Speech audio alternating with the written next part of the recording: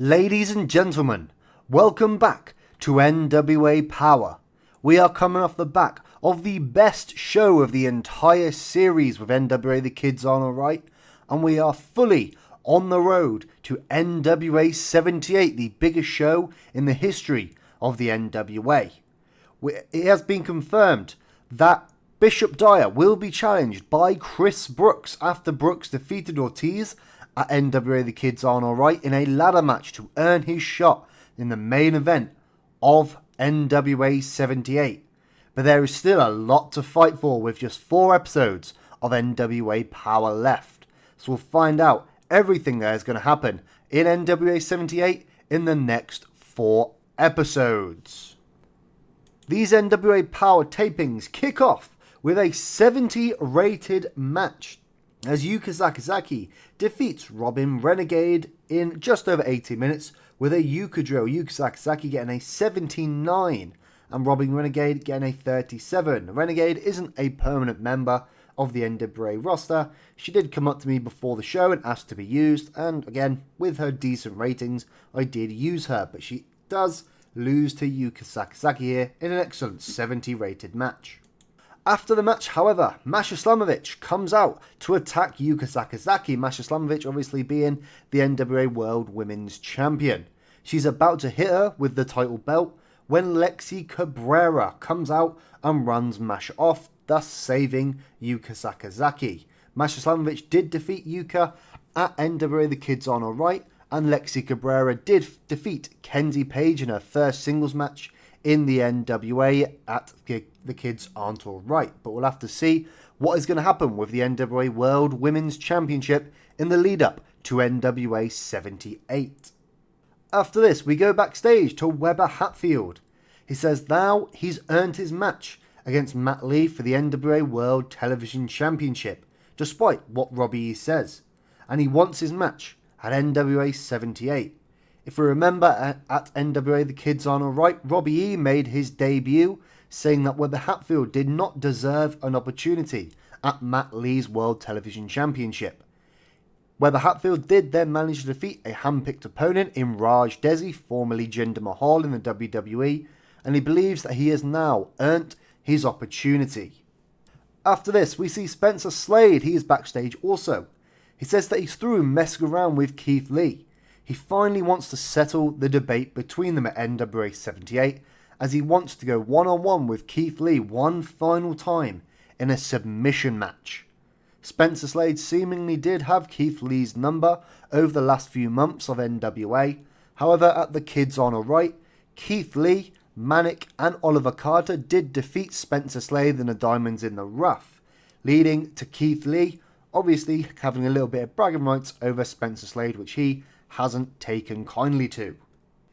In our next match, this was a match for the NWA United States Tag Team Championships, as Los Tranquilos, the former NWA World Tag Team Champions, defeat the Disciples of Sin in Max the Impaler and Dreadnought to become the new NWA United States Tag Team Champions.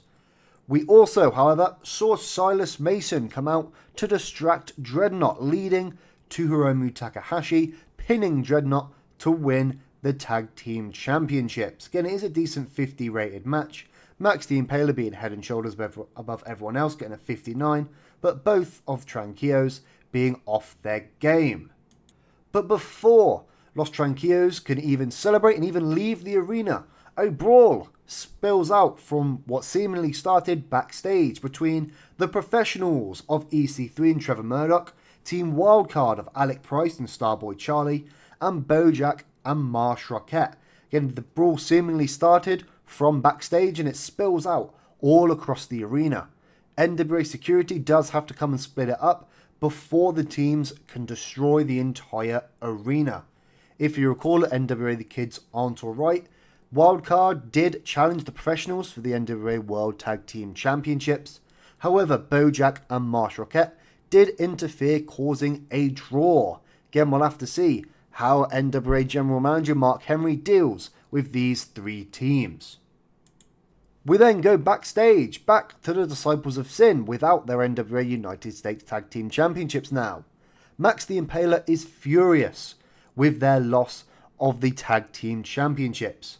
They demand that the Disciples of Sin face the Southern Six in a 6-person war at NWA 78. We'll have to wait and see whether or not Silas Mason, Alex Taylor and Kerry Morton accept this challenge. Then we go to our main event match of the evening, as Ortiz does in fact defeat Fuego del Sol in a decent 58 rated match. Fuego del Sol did debut in the NWA World Junior Heavyweight Championship Battle Royal at NWA The Kids Aren't Alright, and obviously Ortiz is looking to get his momentum back after losing to Chris Brooks in the ladder match for an opportunity at the NWA World Heavyweight Championship, and he does do quite this by defeating Fuego del Sol in his first singles match. After this, Mark Henry comes to the ring. He has the contracts for the NWA World Heavyweight Championship match at NWA 78, and he asks Chris Brooks and Bishop Dyer to come down to the ring to sign them. Both men do oblige by signing them, but after this, Bishop Dyer grabs a microphone. He says that Chris Brooks is a nobody. He's never has been and never will be. He wasn't even here when Bishop Dyer won the NWA World Heavyweight Championship last year at NWA 77. And he won't be here after he beats him once and for all at NWA 78. He's just a poor replacement for a real wrestler that he was meant to face until they got injured. So this first episode of NWA Power does get a rating of 63. It does increase our popularity in 31 regions. Again, we're still hampered by production issues, but that is absolutely fine. So a decent way to start these tapings, but I'll see you in the second episode. This second taping of NWA Power opens up with Chris Brooks in the ring. He's here to address the comments that Bishop Dyer made about him last week. If you recall, Bishop Dyer called him a poor replacement for a better wrestler, a better injured wrestler, obviously referring to Colby Corino. Brooks says that he's a replacement that's been champion everywhere he's been. He's conquered Britain, he's conquered Japan, and now he wants to conquer America. And at 6'7", he's the only man that can look down on Bishop Dyer. And he'll be looking down at him once again at NWA 78 as he beats him for the NWA World Heavyweight Championship. He's not just a replacement for Corino. He's a former 15-time tag team champion, a former 3-time world champion all across the globe, and now he's coming for the richest prize in all of pro wrestling. He wants the NWA World Heavyweight Championship, and Bishop Dyer currently holds it. He's ready to beat Bishop Dyer at NWA 78 and leave becoming the new NWA World Heavyweight Champion. So he may be a replacement, but he's the best damn replacement the NWA could get. After this, the first match of this second taping sees Team Wildcard draw with Bojack and Marsh Rocket in just under 8 minutes following a double DQ, as both teams are completely counted out after continuing to brawl throughout the arena, a continuation of what happened last week. This then does include Trevor Murdoch and EC3, as they were ringside. They do get caught up in this brawl. They do seem like they're about to brawl throughout the entire arena again until Mark Henry comes out. He says that these three teams have made his job absolute hell over the last few weeks. So he's putting an end to the chaos that these three teams are causing over the NWA. He says that at NWA 78, there will be a triple threat, full metal mayhem match for the NWA World Tag Team Championships, as the professionals in EC3 and Trevor Murdoch will defend against Bojack and Marsh Rocket and Team Wildcard in a full metal mayhem. So chairs, ladders, tables, stairs, chains, whatever it may be, it is legal. But the NWA World Tag Team Championships will be held high above the ring. The first team to grab them will be the new, or still, NWA World Tag Team Champions.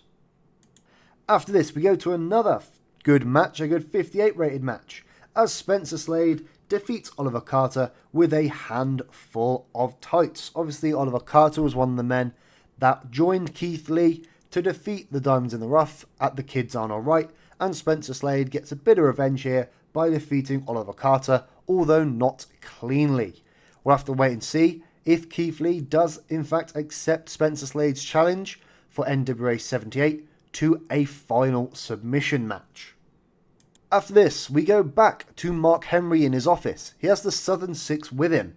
He says that he can confirm that the Southern Six have accepted the Disciples of Sin's challenge, but he has one condition, once again, to make his job as general manager of the NWA a lot easier.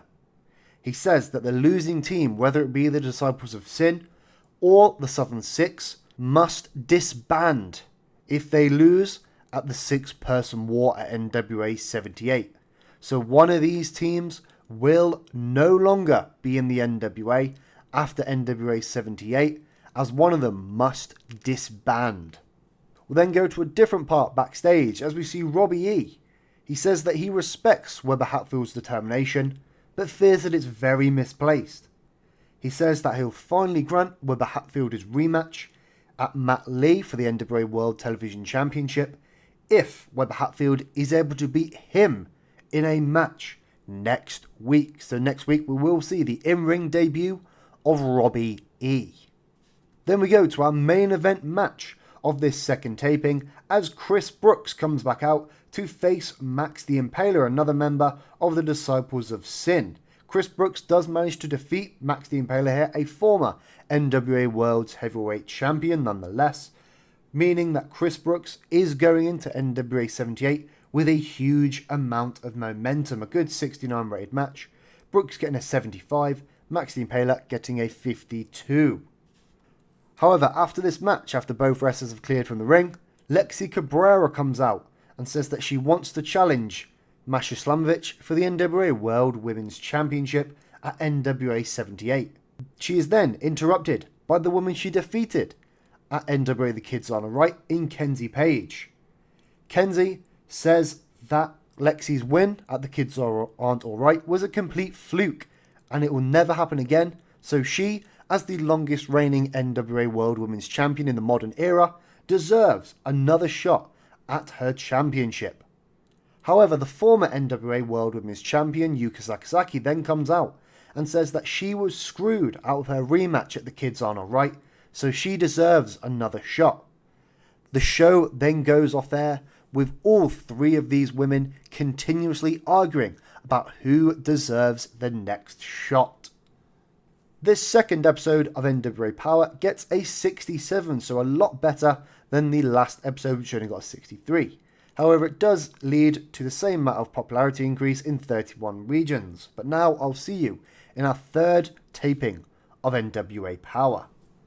This third episode of NWA Power opens up with Mark Henry. He says that he's found an excellent solution for the NWA World Women's Championship match. Instead of just facing one challenger, Masha Slamovich will now be facing all three challengers in Yuka Sakazaki, Kenzie Page and Lexi Cabrera in a four-way at NWA 78. So Masha Slamovich will defend against the three top challengers for the NWA World Women's Championship. Our first match of this third taping sees Max the Impaler defeat Alex Taylor.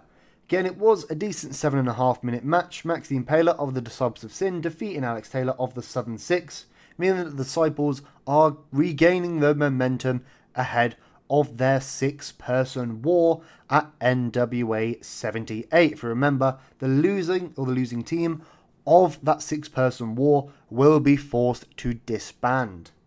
We then go backstage to see Keith Lee. He says that Slade thinks he's got one over on him by challenging him to a submission match. Well, Keith Lee now can't wait for NWA 78 so he can make Spencer Slade tap out as he officially accepts the challenge from Spencer Slade. So we will see Keith Lee against Spencer Slade in a submission match. We'll then go to our next match as Robbie E actually defeats Weber Hatfield in just under 9.5 minutes following an interference from Breeze. If you recall, Breeze, the new NWA World Junior Heavyweight Champion, did in fact win that championship as he debuted at NWA The Kids On Alright. But why has he just helped Robbie E defeat Weber Hatfield and in turn helped Matt Lee not face Weber Hatfield? This is all explained next as Matt Lee comes out to join Robbie E and Breeze. He says that in his infinite genius, he decided to find some spectacular individuals to join him in a newly formed group. He has officially formed the gorgeous and undeniably charismatic collective of individuals, otherwise known as Gucci. So we've got Matt Lee, Breeze and Robbie E now form Gucci. After this, we go backstage to see Dozer. He is in an interview saying how he's going to challenge for the NWA World Heavyweight Championship after NWA 78. But his interview is interrupted by an attacking Ortiz. Ortiz beats down Dozer with a lead pipe, knowing he probably can't get the best of him just with his fists, and says that he deserves the next shot instead of Dozer. In our next main event match of this third taping, Bishop Dyer does defeat Alec Price with an end of days, however following an interference from Bojack. We also saw EC3 and Trev Murdoch ringside once again scouting one of the team members for their upcoming Full Metal Mayhem match at NWA 78, but Bojack does interfere, causing Bishop Dyer to defeat Alec Price. This was Bishop Dyer's warm-up match for his main event against Chris Brooks for the NWA World Heavyweight Championship at NWA 78. And speaking of NWA 78, Chris Brooks then comes down to the ring to go face to face with Bishop Dyer. As the show goes off the air, Bishop Dyer holds up the NWA World Heavyweight Championship, signifying that he will retain the championship at NWA 78. This third taping of NWA Power gets an overall rating of 66, which is one worse than the last show, which obviously is very good. It once again increased our popularity in 31 regions, but was still hampered by broadcast issues. But I'll see you in the fourth and final taping before NWA 78. This fourth and final taping of NWA Power before NWA 78 kicks off with Manic defeating the former NWA World Junior Heavyweight Champion in Yamato. Again, it's just under 8 minutes and Manic wins by submission, so a good momentum builder here for Manic. We then go into the Disciples of Sin locker room. James Mitchell says that his team of Bestia, Dreadnought and Max the Impaler are ready to win the 6-man war that will take place at NWA 78 and end the Southern Six for good. We'll then go to another match as EC3 defeats Marsh Rocket by submission with the Purpose. However, after interference from Starboy Charlie. For remember, last week on NWA Power, Bojack caused an interference with Alec Price, causing him to then lose to Bishop Dyer in the main event, and Starboy Charlie has returned the favour to Bojack's partner, causing him to lose to one half of the NWA World Tag Team Champions in EC3. We'll then go backstage into Mark Henry's office. He has both Keith Lee and Spencer Slade in there. He says that he's slightly changed their match for NWA 78, but he's only made it better. He said that it's now not just a submission match, but it'll be contested in a fight pit, with the only way to win either being by knockout or by tap out. So it's pure MMA rules as Keith Lee and Spencer Slade go one-on-one in a fight pit. We then have Weber Hatfield. He says that he doesn't care that Gucci is now here. He'll do whatever it takes to win back the NWA World Television Championship. He then challenges both Robbie E and Breeze to a tag team match at NWA 78. And he says that if he wins, or rather when he wins, this tag team match, he'll challenge Matt Lee on the same night for the NWA World Television Championship. So Weber Hatfield is putting himself out there, possibly having 2 matches at NWA 78. He needs to find a partner to challenge Robbie E and Breeze, and if he wins that, he'll go on to face Matt Lee for the NWA World Television Championship. We'll then also have Lexi Cabrera backstage. She says she's ready for the biggest night in NWA history at NWA 78. The event is historic, and her title win will be nothing different. Then, in our main event of all 4 tapings of NWA Power just before NWA 78, we see the team of Chris Brooks and Yuka Sakazaki defeat the team of Ortiz and Kenzie Page after Yuka Sakazaki pins Kenzie Page with a quick cradle. During the match, we also saw Dozer come in and attack Ortiz, obviously getting him back for the attack that Ortiz put on Dozer last week during his interview. But we also saw Bishop Dyer come in and attack Chris Brooks, possibly softening him up before their main event match for the NWA World Heavyweight Championship at NWA 78. But it does seem like Yuka Sakazaki has got all the momentum coming in to NWA 78, but she does sustain cracked ribs. So will that hamper her ability to regain the NWA World Women's Championship? This episode of NWA Power gets a rating of 64, increase our popularity in 25 regions. Again, some of those regions we probably have reached our maximum growth limit, but now we'll see where those growth or where that popularity growth was and see how much money we did lose on these tapings. Again, as always, we do lose money on these.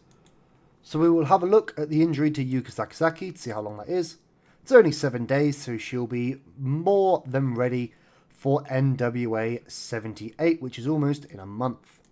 If we have a look at our financial report, we did lose $35,000 on this set of tapings. Again, we're still over, or we're still just under 1.2 million, but after waiting and see until after NWA 78, but the taping schedule for NWA Power may end up changing as we may be moving on to a different broadcaster. We'll have to wait and see until maybe a little bit after NWA 78. If we have a look at our popularity recap though, we've gone up in all the regions of America, all the regions of Mexico, and Britain and Japan. So we've gone up at least 1 point in all of these different regions, reaching 31 and 37 in Mexico, reaching up to around 37, as low as 18 in Britain. Again, very similar to that in Japan, reaching 38 and as low as 18. But we're really growing in the USA, going up to at least 40 in every single region, which is obviously absolutely excellent. But for now, since there's no media scrum, we will end the episode here. There's a lot happening now at NWA 78. Again, we will see a triple threat tag team Full Metal Mayhem match for the NWA World Tag Team Championships. We will see a 6-person war between the Disciples of Sin and the Southern Six, with the loser being forced to disband. We'll see Weber Hatfield possibly compete in 2 separate matches as he challenges all 3 members of the new Gucci faction, with the opportunity to face Matt Lee for the NWA World Television Championship on the line should he defeat Breeze and Robbie E. We'll also see Spencer Slade take on Keith Lee in a newly announced Fight Pit match where the only way to win is by knockout or tap out. We will also see the NWA World Women's Championship defended in a 4-way as the reigning champion Masha Slamovich defends against Yuka Sakazaki, the former champion, the longest reigning champion of the modern era in Kenzie Page, and the biggest star in the NWA Women's Division, Lexi Cabrera.